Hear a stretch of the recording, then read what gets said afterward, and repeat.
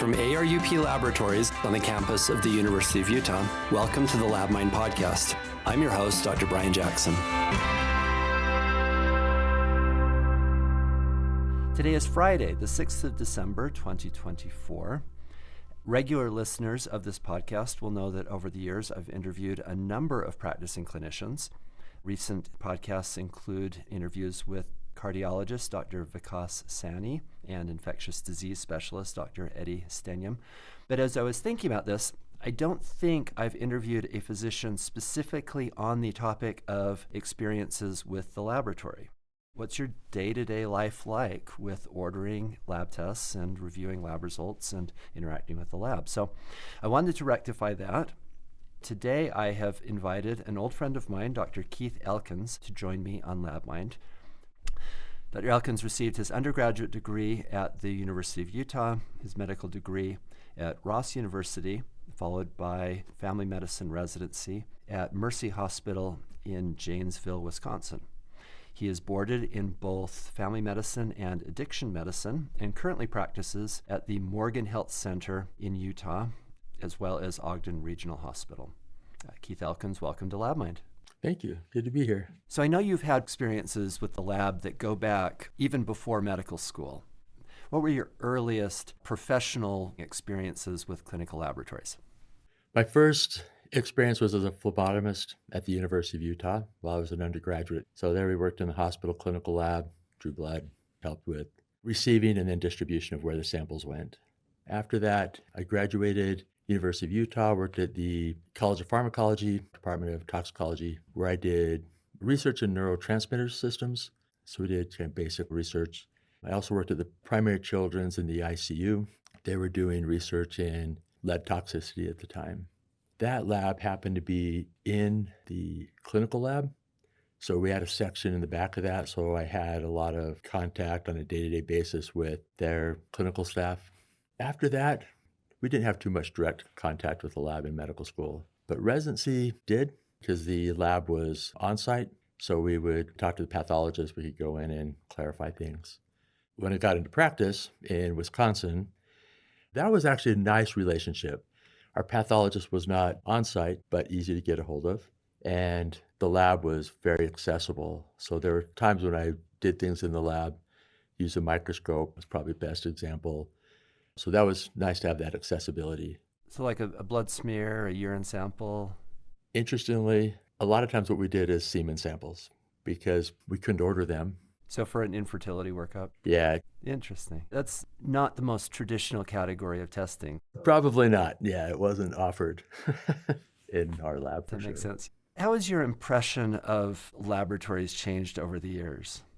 The trend seems to be going from local to broader distribution, national, or at least regional. Our current lab has regional centers, and we can get labs generally overnight or second day, but some labs are sent out, so it'll take a week sometimes. How do you experience that as a clinician, not being as close to the local lab? Is there less communication? Yeah, that's probably the biggest thing is not having communication. It's difficult to get a hold of a pathologist by phone. You could be anywhere in the world and have accessibility. Yeah. I think it's the phone tree, that kind of thing that gets in the way. So I worked on a research paper about 15 years ago where we surveyed primary care physicians across the country. And there were basically two questions in this study. The first one was, where do you turn for answers about which test to order? And the second was, where do you turn for answers when questions come up about lab test results?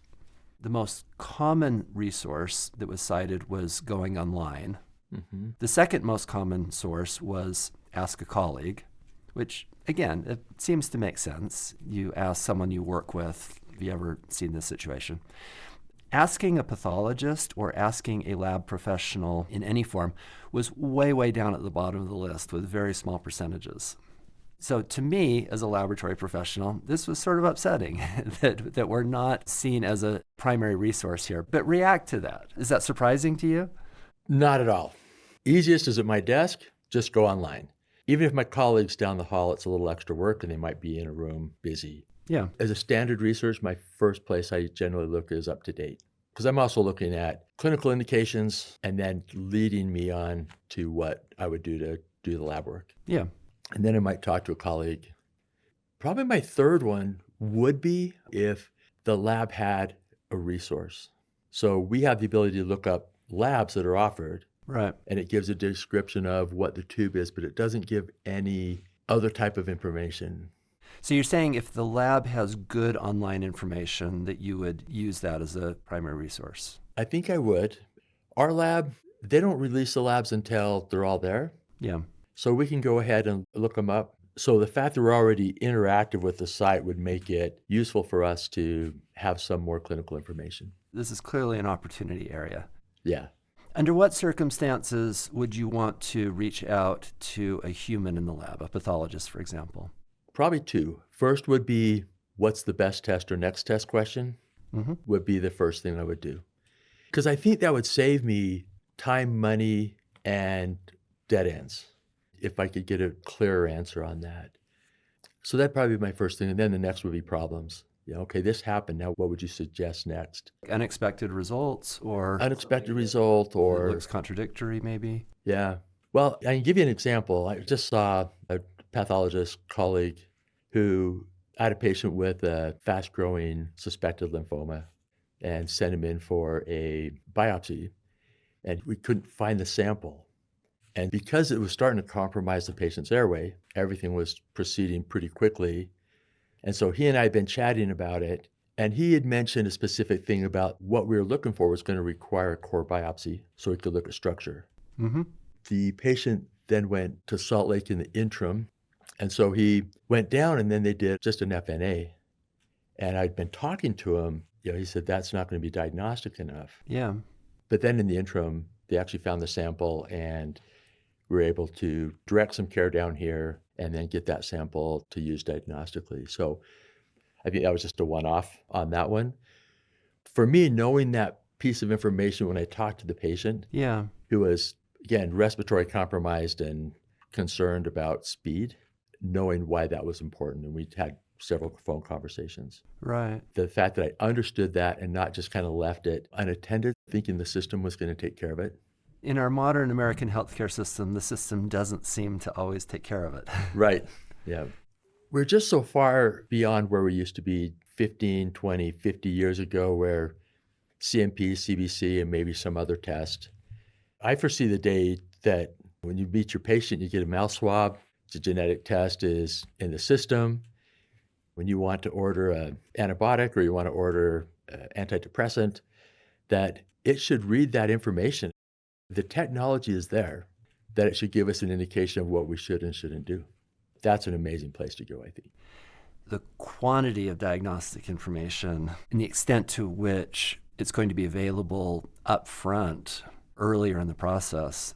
Yeah, and I think that the lab just isn't a side resource anymore. It's going to be directive, right? Think about radiology. You do a chest x-ray and they're going to tell you what you should do next. And they're going to tell you whether that nodule should be looked at sooner or later. Yeah. It's directive. And I think the lab is going to be that way, helping direct care. That totally resonates with me. Conceptually, we think of diagnosis as being prior to therapeutics, but the universe of available information that we can test for now is just so much bigger than it was 10 years ago. And more than you can keep in your head. Expecting the clinician to order everything in a single discrete test, that model seems to not always work. Right. That would be adding AI, adding algorithms to the lab where it could interact with your medical record, could help direct the next step to go without wasting time and money. I was talking with a geneticist at the University of Utah this week. The program that he's involved with is running full genome analyses on basically all kids in the newborn ICU. Being in the NICU tells you there's something wrong here. Most newborns do not need to go to the NICU. Yeah, that's a special population in itself. It's a very special population. And by running full genomes on every one of those babies, according to him, you can pick up meaningful information on about half of them that sheds light on what it was that brought them there. A lot of these are chromosomal deletions or things that a single gene test wouldn't necessarily pick up. historically just went undiagnosed. It doesn't seem too far off before we're running whole genomes on every baby, period. It's not far away. So let me pivot a little bit here. What does your clinical day look like? Let's say first patient, sore throat. You do a strep throat, it's positive, you treat them, they're out the door, you're done. You don't have to worry about it. Next patient comes in, they're diabetic. You might do an A1C, and then you do urine proteins and lipids and chemistry panel. Decision-making is delayed a day or two, and then I review the labs and bring them in. And the next patient might be something that's more complicated. You're trying to figure out something, and so you send off something, and it's a long-term lab, say genetic test. Those generally take me about 3 to 5 weeks. So I think in that decision-making, patients get lost. There's not really a flagging system in the electronic medical record, and 5 or 6 weeks later, you come back with something. Maybe it matters, maybe it doesn't, but there's a disconnect in time and your thought process. Speed is clearly important. It sounds like you're thinking of turnaround time in the, can you do it immediately? Can you get it in the next day or two? Or is it going to be further out? Is sort of the categories? Right. And if you can move that up, if you could get your whole genome within a couple days, or if you could get your routine chemistry testing done that same day, what difference would that make? So I love a patient that comes in the day or two before, gets their labs done beforehand, and then you can sit down and you can talk to them about their cholesterol. Yeah. And you can do it in real time when the information's hot and the patient's there. Yeah. Saves time, it saves money from a follow-up visit, and it gets treatment started sooner. This is reminding me of an interview I did a few years ago with Rick Panning, and you can look it up in the LabMind archives. Rick at the time was a senior administrator for Laboratories at Health Partners in Minnesota. And his idea was that if you decentralized testing enough, you could get a lot of same-day testing in clinics that traditionally would have had to wait till the next day for the results because they'd ship their specimens to a core lab. I think this is getting at the kind of services that you're talking about. If you can get those results in time that the patient's still in the clinic. But if you could walk in and get your labs done, not an A1C, but CBC, lipid panel. And those could be done within an hour, realistically. It could be done in 5 or 10 minutes, right, with a point of care type machine. True. It's there while you're talking. So it sounds like you see a lot of potential for more point of care testing. Is that one of the directions you're going here? I didn't think so, but maybe. So maybe it sounds like you don't care whether the testing's point of care or in the lab. You just like those results while the patient's still in your office. I don't know if this is a true story, but I heard it on the internet, so it must be true. But I understand at Amazon, they said, what would be the best way to make your job better, right? Because they used to run around with a cart and fill it up. Right. And they said, well, if I was standing there and I put my hand out and it showed up in my hands, I could put it in the box. Yeah. So then they started using robots. And that made it much more efficient and let something else do the work for them. Yeah. If they're asking me how to get my product, point of care would be the best way because we could just have the result right then. Right. So for all the lab professionals listening to this podcast, I think we really need to put this issue at the top of our thinking list. How do we use some of these new technologies that are coming out, not just to improve the workflow from the lab perspective, but to get those results back while the patient's still there in the office? If we can't do that, can we speed things up in other ways that will make a clinical difference? Can we do that in a timely and cost-effective manner? Right. No, definitely. It needs to be cost-effective. One more point is COVID testing. Like, we don't do COVID testing in our clinic because the state regulations make it too difficult. Interesting. We don't do it because if you were going to report, you had to report every day what your tests were, whether it was 0 or 10. And there were stiff penalties for it. Now, this is a really interesting example. I mean, I know those public health requirements are well-meaning. There are good reasons for them. But if the consequence of that burden is that less optimal testing is being done, then that's not necessarily a good thing. Yeah, poor patient care and outcomes. Yeah. Let me pivot here.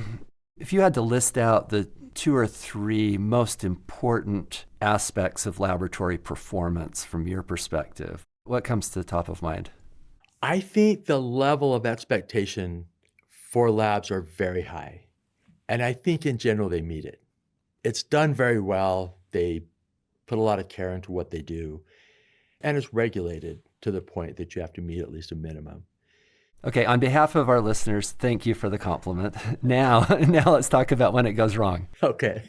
Some of the things that I can think of is, I know this happens to me fairly often. The nurse will look up what they need to draw, and it'll mention the type of tubes, and they'll draw that. And let's say there are 6 tubes and 7 labs, but they could be split out. And then you get your result back that says quantity not sufficient. Yeah, I can see how getting a rejection like that would be extremely frustrating when you drew according to the instructions that were given. When they look online, it'll say what tube, but not quantity, and that might be helpful. Okay. Because if it does really require a lot, or they're making the assumption that 1 3 mil tube's enough for 10 things that got to go different places, it's just not going to work. Yeah. That might be helpful. Because that would take you back to square one. Then you've got to repeat the whole process, and the patient has to come in. And if the patient had to drive a long way to come in, that's going to be a huge hassle. Yeah, and by the time they come back for the repeat lab, it may not be acute. So you may miss something that you could have caught if you'd had the original specimen. Right. I think that's a simple thing. It makes sense because, again, I know the backside of the lab. You've drawn blood before. You know how this works. They might be thinking it's just going to be person A hand off to person B when it might have to go to Chicago. Point number one is not being able to perform the test and requiring a repeat phlebotomy is actually a big problem. We need to try to do a better job of avoiding those situations. Mm-hmm. I got to say, it doesn't happen that often. I mean, it's not a chronic problem, but that's probably one of them. Okay. So how about this scenario? If you've got, say, 10 different tests that you need ordered on a patient, so you draw a whole bunch of blood and send it off, and it turns out that they get 8 or 9 of those tests performed, but the one that's not performed was actually more important than the ones they did perform. Was the one you really wanted. Does that ever happen? Yes. You look at it and they go, why didn't they do the one I wanted? Yeah, they wouldn't know that. That sounds like an opportunity area that laboratories ought to figure out how to prioritize things when there's not enough specimen. I just don't know how you do that unless you put on the lab order a priority. But then you're assuming that what you're doing is insufficient. I think maybe the better answer is just, what do I need to make sure it's sufficient? Right? What to draw, it says, must be in its own container. That definitely reduces the problems if you've got one container per test. Mm-hmm. I know there are situations in our laboratory here where if the technologist on the bench can see up front that there's not enough sample to do everything that's been ordered, that they will contact the facility that sent the sample to check with the doctor and see how to prioritize. I don't know if you ever get questions like that. No. Okay. You would probably prefer to be asked if that situation comes up. Yeah, that'd be helpful. Or even up front, if I knew that, they could come in sooner to repeat. Yeah. Another thing that happens, they can go to different labs even in the Wasatch Front. I may order a CMP, CBC, and a lipid panel that go to 3 different places when they don't need to. Interesting. And I know part of how they designate the ordering system indicates whether it's local or not by the order number, but it doesn't tell me where they go, or I don't know that. Yeah. And I may not be picking the best one. If all of a patient's tests go to the same location, then there's more opportunity to use leftover sample from one test to run another test. That comes up sometimes too. So this idea of splitting specimens into different performing locations, I can definitely see the scenarios where it could create problems. Right. At the risk of sounding negative, but I do think that the reason to ask about problems is that we learn from them. So that's my motivation here. You've already said that you've had a lot of positive experiences with laboratories, but what is your worst lab horror story where things went badly and it affected patient care in a bad way? Oh, gosh. This is a long time ago. So I was working in ER, and we had a patient come in that was critical and drew the labs, and they packaged them up, sent them off, but didn't label the tubes. So the technician just threw them in the sharps container. Not good. Not good at several levels. Yeah, and it was a pretty critical patient. So when did you discover that this had happened? Oh, they called back and said, you have to redraw them. It was a hard one on a kid and the whole works. And fortunately, we were able to recover the tubes. We relabeled them and was able to take care of the patient. It's interesting to me that for all of the quality management systems that we have in place, that so much still comes down to having the right people following the rules that are handed to them. Because there were a couple places in the story, particularly throwing tubes in a sharps container, that just should never happen. Right. Was this a problem employee, basically? Was that your understanding? I knew of them, and they had that attitude of, well, I don't care if they didn't do it right. Because that happens periodically, and they would call up and say, hey, they're not labeled properly. Right, and then you resolve it. And they'd usually send it back down, we'd label it and send it back up. And this time, I think her way of approaching that was, I'll just throw it away. That is not a very common story. And again, like we talked about, I think the lab is expected to work at such a high level, but there are things that can be fixed, of course. So the flip side of that, any examples come to mind of someone in the laboratory going above and beyond? I probably refer back to Dr. Stevenson up at Ogden Regional, who really made sure we picked up The lymphoma patient. the lymphoma patient, where he made the effort, and it mattered. It made a difference in his care. I saw Dr. Stevenson this morning and warned him that I might talk about him today. We don't know if he's a LabMind listener, but if he is, then thank you for giving us a good example to talk about. Yeah. So I'm guessing that in your day-to-day workflow, that a lot of your interaction with the lab is not actually directly with the lab, but mediated on your keyboard through the electronic health record. Could you talk a little bit about how well that works for you? I actually think this is where the refinements need to go. That's really where I find out where they are. Like if I'm looking up a lab, I type them in there. I may know what they are from medical school, but sometimes they're not written that way. They can be difficult to find. So it's relying a lot on your memory of what tests are out there. Right. Which is a problem when we keep adding new tests to the menu and we change the names and maybe there are new variations on these tests. Right. Yeah, an example of that might be H. pylori, because just over the last few years, it was blood antibodies primarily, and then they preferred breath test. Now they want stool.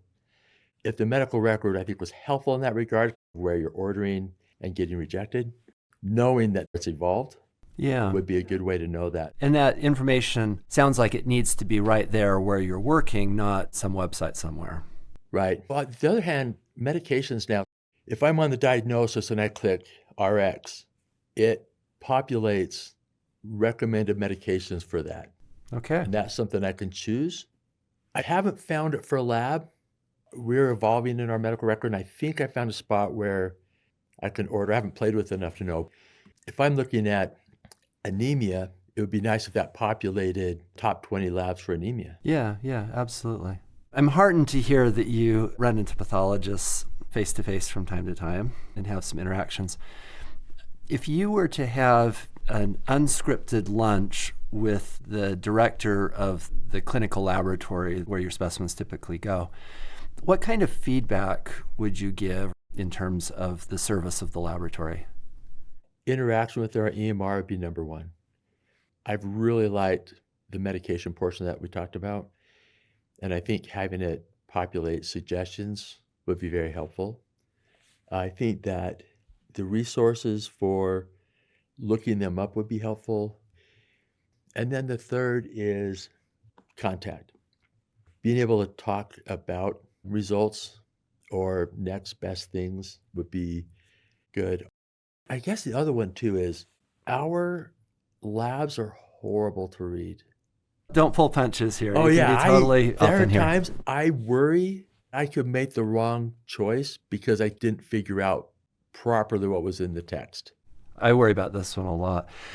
Don't take this as an excuse. The explanation that I have on the lab side is that the communication of lab results is in this 30 to 40-year-old model of HL7 interfaces, all based on plain text. And the IT systems for delivering lab results really haven't been substantially updated in the last 40 years. That's obvious and evident. Yeah, so big problem. Now, I appreciate hearing that from your side. And the other part of it is everything in our system adds superfluous information. Are you talking about disclaimers and... All of that, yeah, so that you go in there and it's just wordy and you can't figure out what it means. Because sometimes they do actually explain things. Yeah.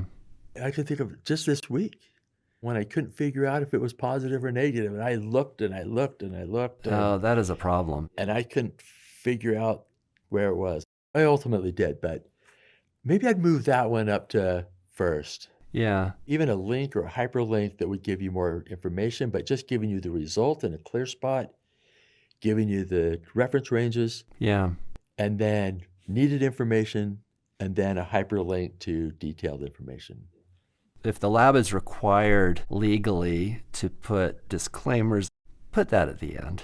Yeah. Put it down where it's not going to distract from. Put some spaces in it, something Yeah. that separates it. Because a clinician, you want to look at it and go, positive, negative. Great. And we absolutely do not want you thinking it's positive if it's negative or the other way around. That's where the medical errors happen. There's been several of those recently that I can't tell the difference. That's a major problem. So when you run into a situation like this, where the laboratory report is clearly problematic because it's not clearly giving you the answers in the way that you need them, do you have a button that you can push to give that feedback to the lab? No. Would you like a button that you could push to give that feedback to the lab? Yeah, that'd be great. What's the barrier? Is it just the laboratory is too hard to get hold of? Everyone that I can think of is an atypical lab. It's not your CBC. It is antibody profiles, things like that, where it really is more complicated. So the barrier to getting hold of a knowledgeable professional is a significant barrier. I find it hard enough. It's just worth spending more time looking than it is to actually try to get a hold of someone. From everything I've been told about primary care these days, your schedule is very, very tight. Yeah, you don't have time to spend 15, 20 minutes just getting a hold of somebody. That was your next patient's time. Okay, another angle on this. Really, the burden shouldn't be on you to have to spend the time to reach out to report opportunity areas to the lab. The lab should be actively soliciting this kind of stuff. And the example I think of is every time I go on a trip, Delta Airlines sends me multiple emails afterwards asking me to rank their service 1 to 5 and with a bunch of follow-up questions. Every time I stay in a hotel, they do that. How often does the lab reach out to you soliciting feedback? Never. Okay, opportunity area. Yeah, opportunity area. I've been asking you a lot of questions about the clinician perspective, but we really need to talk about the patient perspective. And I know you talk to your patients and they talk to you. What are the kinds of issues that patients run into related to laboratory testing that you would like to see done better? Patients nowadays are a part of their care. It's a good thing, I think. They have more responsibility in their care. They have access to information. They're educated. It would be senseless and inappropriate to not treat them that way. I look at them like the patient came to me and said, would you walk this path with me? And so we do that together. And one of the amazing things about being a primary care doctor is that people go to a specialist that knows much more than I do and come ask me if it's okay to do that, right? They want that reassurance. And so that patient relationship is very important. You can leverage that with knowledge. They see the results before I do in our system, and they're calling me. They're asking about them. I think that gives them the sense of importance too. And the other thing I do is, again, I partner with them on information because everyone hears about Dr. Google, and I try to leverage that in a positive way. So if they come in with something off, you can talk to them about what they had. Or I'll tell them in a clinic visit, I'll say, okay, this is what we've done. This is what our lab results are. I think you have this. Go home and look it up on a trusted website and see if it really feels true to you, right? Because they'll go in and they'll think about their symptoms more and what's happening to them. And they'll come back sometimes and go, no, not really. Or they'll say, yeah, I agree. Or they'll come back and say, I think we should do this because I read this about it. And I'm like, okay, that's reasonable. What's the take-home message here for labs? Is it that laboratories ought to put more thought into how patients are going to read and interpret these results, especially because they're going to do so before the doctor even sees them? Yeah, I think that's true. Having some information in there might be important because it's very rare to have someone without something read on the lab result. Right. You order enough tests, and one of them is going to be outside the reference interval, but not all of those are clinically relevant. Yeah, that's what the patients don't know. Right. So they'll look up that isolated thing and think it's something terrible. I think the lab has a different responsibility or position than they used to. I don't mean this offensively, but I think they were side players, right? Obviously very important. but in the care of what we're doing, they weren't part of the group. Bit peripheral. Yeah, a little bit peripheral. And now I think they're much more included and a part of what they do. And I think the interactions have to be more in the circle than they used to be. Because organizationally, I don't see that happening. You're pointing out that from the patient perspective, laboratory testing, laboratory results are more and more core to the experience. Is that what I'm hearing? Right. I may not have a specific example for this, but our younger people don't talk to people. They look at their phones, right? Yeah. So it doesn't have to be a personal interaction, but it has to be a more detailed interaction. Yeah, we need more information available, and it needs to be easily available. Right. And patient consumable. Right. What does this mean? So in some conversations I've had, I hear concern on the lab side that, patients aren't sophisticated. We'd have to dumb everything down. Do we have to do a 6th grade reading level? Is that what you're thinking we need to do? Or what does it mean in your mind to make information more useful to patients? I think they're more sophisticated. They certainly know more medicine than a doctor did in 1890 or 1950, I don't know. But they definitely have more education and access to it. So language, of course, probably has to be very simple, but so avoiding jargon. Yeah. A 10th grade reading level might be better than a postgraduate reading level. Right. Yeah, exactly. But it sounds like we shouldn't be afraid of having some complexity in there. We shouldn't dumb down all of the relevant information. Yeah, I would agree. Because I think dumbing it down too much, then they don't know what's going on. Right. And then they're asking more. I also think that the choice to not dumb things down shows respect for the patient. Yeah. That they may or may not understand everything we put there, but we need to respect that they might go to the work to try to understand it. Yeah, I think so. So one place I think I hear you going with this is that within laboratory results and within the information that patients can currently access, that we ought to do a better job linking out to additional information sources and things like that. Is that sort of where your thinking is? Yeah, and I'd maybe reword what you said a little bit in maybe not doing a better job, but just seeing it as evolution of where we're going and maybe putting in a hyperlink that goes to a more detailed resource because they may want it, they may not. But hyperlink doesn't include too much information in the original. Right. It doesn't clutter up the report. Yeah. That's how the information world works everywhere outside of medicine. Right. And leaving patients on their own, or particularly if it's a trendy topic like related to wellness or maybe testosterone levels, because there's a ton of stuff on the internet that maybe they might end up with information sources that may not be so trustable. Yeah, correct. Links to reliable information. Yeah. So if I have to summarize this conversation that we're having today, it sounds like the future of medicine is diagnostics. I think that's the history of medicine. I think bringing patients in, all of our resources, right? The EMR, web-based stuff, the patient themselves, all of that's coming together into a evolution of medicine that is much more teamwork and cooperative than going to your doctor and asking what they think. So I think it's just the evolution of becoming partners in medicine for everybody. I love that. Keith Elkins, thank you so much for being on LabMind today. Thank you. It was enjoyable. LabMind is sponsored by ARUP Laboratories, a not-for-profit enterprise of the University of Utah and its Department of Pathology. Our producer is Cherie Peterson, with audio engineering by Isaac Acosta Alvarez. You can also find other LabMind episodes at arup.utah.edu, along with an extensive video lecture library providing free CME and CE credits for medical and laboratory professionals. Subscribe to LabMind on Apple Podcasts, Spotify, or your other favorite podcast app, and please leave a rating and review in order to help others find the podcast.